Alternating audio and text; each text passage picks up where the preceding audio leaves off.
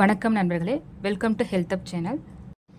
இந்த பதிவில் கொள்ளு அவல் அடையை பற்றி பார்க்க போகிறோம். வாங்க வீடியோக்குள்ளே போகலாம். இதுதான் கொள்ளு அவல். இதை நம்ம ஒரு கப் எடுத்து 2 வாஷ் பண்ணிவிட்டு ஒரு 15 மினிட்ஸ் நல்லா ஊற வச்சிடலாம். 2 வாஷ் பண்ணியாச்சு. ஒரு கப் தண்ணி ஊற்றிட்டு நம்ம ஒரு 15 மினிட்ஸ் ஊற வச்சிடலாம். இது இப்படி இருக்கட்டும். அதுக்குள்ளே நம்ம காய்கறியை கட் பண்ணிக்கலாம். அடை செய்கிறதுக்கு ஒரு பெரிய வெங்காயமும் 2 பச்சை மிளகாவையும், இது காரம் இல்லாத பச்சை மிளகாய் அதனால் 2 எடுத்துருக்கேன்.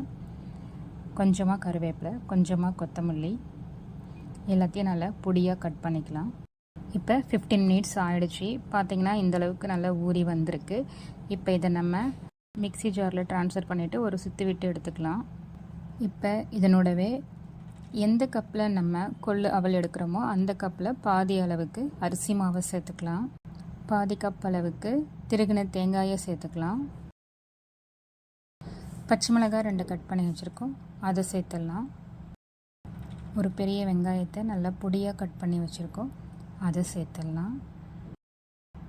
கருவேப்பிலையை நல்லா பொடியாக கட் பண்ணி வச்சுருக்கோம், அதையும் சேர்த்துடலாம்.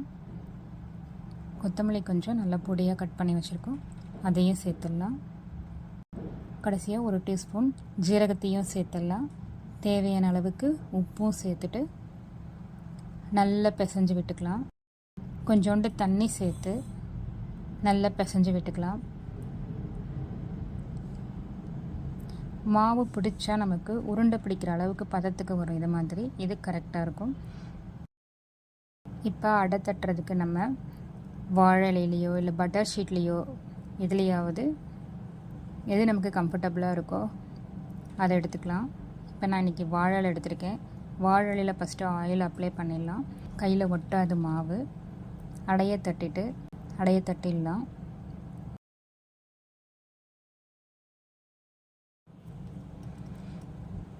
கேஸ் ஸ்டவ் பற்ற வச்சுட்டு தவா போட்டுடலாம். தவா சூடாகிடுச்சு. நம்ம தட்டின அடையை எடுத்து தவாவில் போட்டுடலாம்.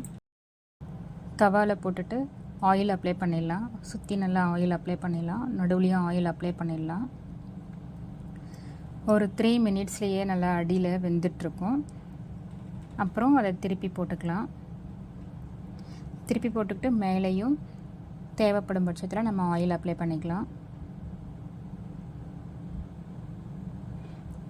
இப்போ ஒரு 3 மினிட்ஸில் நம்ம திருப்பி போட்டோம் அப்படின்னா அடி பாகமும் வெந்துட்டுருக்கும். ஸோ இப்போ நமக்கு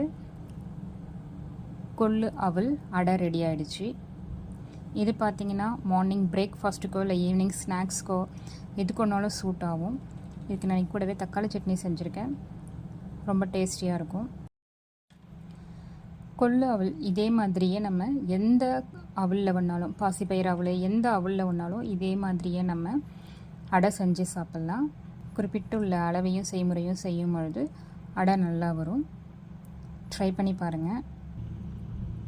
மீண்டும் ஒரு நல்ல பதிவில் சந்திப்போம். நன்றி.